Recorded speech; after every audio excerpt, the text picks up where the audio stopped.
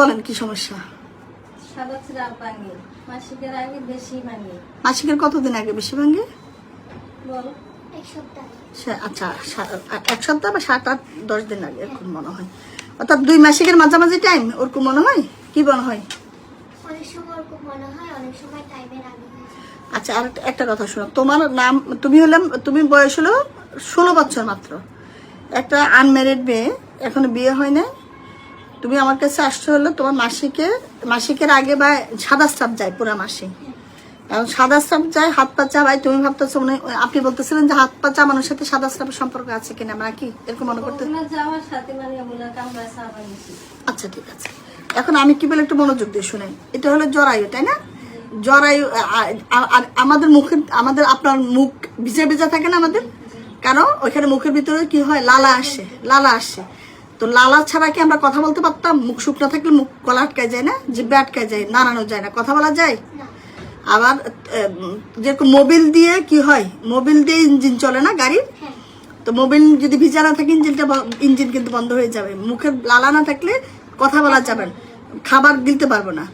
তাহলে আল্লাহ এইভাবে তৈরি করছে যে কোনো একটা জিনিস কিভাবে থাকলে, ভিজা থাকলে সে কাজের জন্য সেভাবে জিনিসগুলি বানাইছে। তা এই যে আমাদের জরায়ু দেখা যাচ্ছে না, জরায়ু, এইটা হলো জরায়ু, এটা হলো মাসিকের রাস্তা। জরায়ুর থেকে সবসময় একটা সিক্রেশন আছে।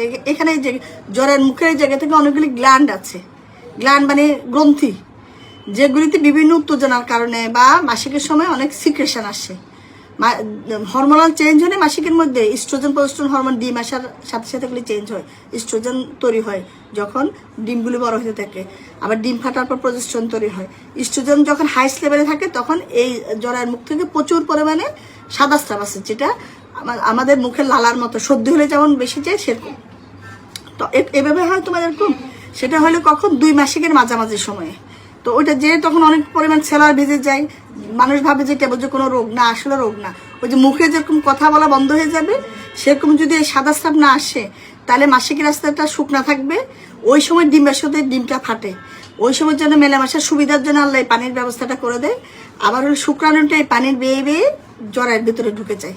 তাহলে এটা একটা আল্লাহর ন্যাচারাল, আল্লাহর নিয়ামত, রহমত, যে ডিম ফাটার টাইমে প্রচুর সাদা স্রাব আসবে এবং এই সময় ভিজে ভিজে অনুভব হবে, সেলোয়ারটা ভিজে যাবে এবং এটা কোনো প্রাকৃতিক ভাবে ঘটে, কোনো রোগ না।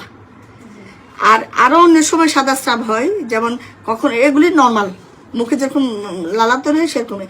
অন্য সময় যেমন কেউ যদি ধরেন মোবাইলে বা টিভিতে কোনো যৌন উত্তেজক কিছু ভাবলো, দেখলো, তখনই কিন্তু তার এটা ন্যাচারাল রিফ্লেক্সলি কিছু গ্ল্যান্ড আছে, সেখান থেকে সিক্রেশন আসবে। তাহলে এটাও কোনো রোগ না, এটাও তার একটা প্রাকৃতিক ঘটনা। যেমন আমরা ভয়ের গল্প শুনলে, দুঃখের গল্প শুনলে কান্না আসে, খুশির গল্প কিছু দেখলে হাসি, কৌতুক দেখলে হাসি, সেরকম যৌন উত্তেজক কিছু দেখলেও সাদা স্রাব আসবে, সেটাও একটা নর্মাল ঘটনা।